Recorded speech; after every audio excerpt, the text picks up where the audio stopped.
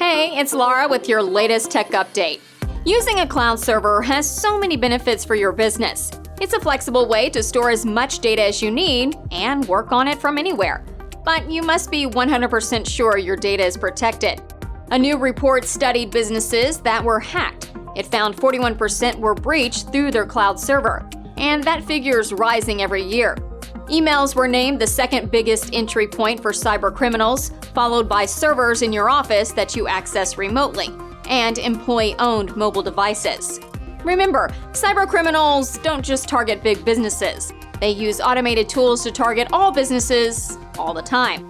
Smaller businesses make easier targets when they don't take security seriously.